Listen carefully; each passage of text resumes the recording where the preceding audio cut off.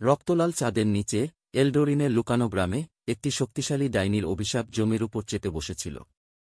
নদী শুকিয়ে গেছে, ফসল শুকিয়ে গেছে, এবং গ্রামবাসীদের হৃদয় অন্ধকারে ভরে উঠেছে।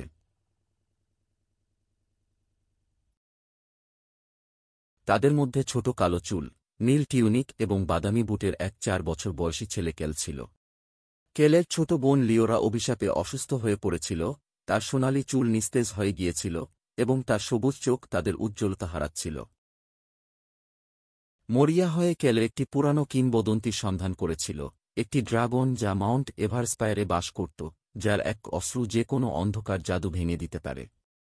কিন্তু যাত্রাটা বিপজ্জনক ছিল কারণ পর্বতটা নাইটফ্যাং অর্থাৎ এক হিংস্র ওয়ারউলফ দ্বারা পাহারা দিচ্ছিল। কেল অদ্ভুত জঙ্গলে ঢুকে পড়ল, যেখানে বাতাস ফিসফিস করে ভূতের মতো গর্জে উঠল। অন্ধকার থেকে একটা ছায়া লাফিয়ে উঠল, জাইরেন, নাইটফ্যাং, রূপালি চুল, কালো আলখাল্লা আর তীক্ষ্ণ লাল চোখওয়ালা এক মানুষ। জাইরেন গর্জে উঠল, সাহস প্রমাণ না করে কেউ এই পথ অতিক্রম করে না। কেলো তার কাঠের লাঠি আড্ডে ধরে লম্বা হয়ে দাঁড়িয়ে ঘোষণা করল, আমি আমার বোনকে বাঁচাতে ড্রাগনের অস্ত্র খুঁজছি।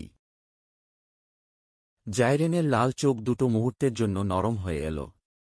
অনেকে চেষ্টা করেছে, কিন্তু কেউ ফিরে আসেনি। আপনি যদি সত্যিই সাহসী হন, তাহলে আপনাকে অবশ্যই ছায়ার বিচারের মুখোমুখি হতে হবে।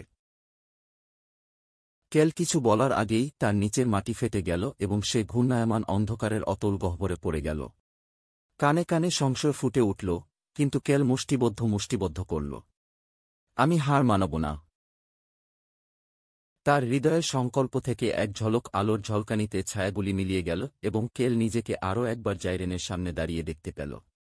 ওয়ারউলফ হাসল। তুমি পাশ করেছ। ড্রাগন অপেক্ষা করছে।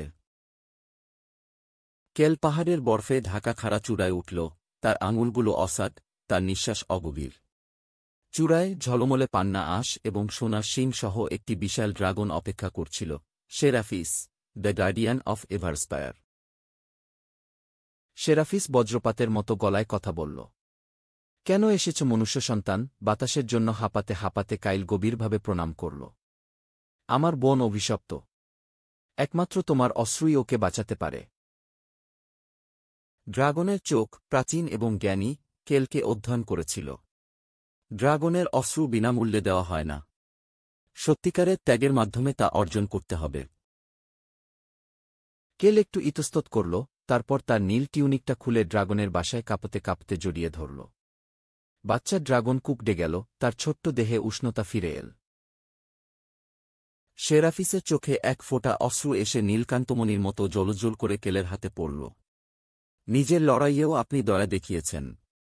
যাও, আলো তোমাকে পথ দেখাক। কাইল ছুটে গেল, তার কানে বাতাসের গর্জন শোনা গেল। লিওরা ফ্যাকাশে ও দুর্বল হয়ে পড়ে আছে। কায়েল তার কপালে ড্রাগনের অশ্রু রাখল এবং সাথে সাথে সোনালি আলো তাকে ঘিরে ফেলল।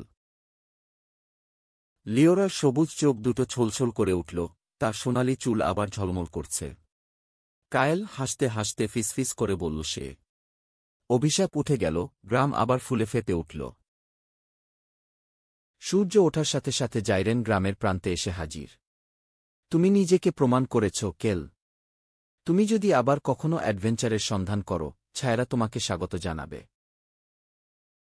কেল হাসল, জানত তার যাত্রা সবে শুরু হয়েছে।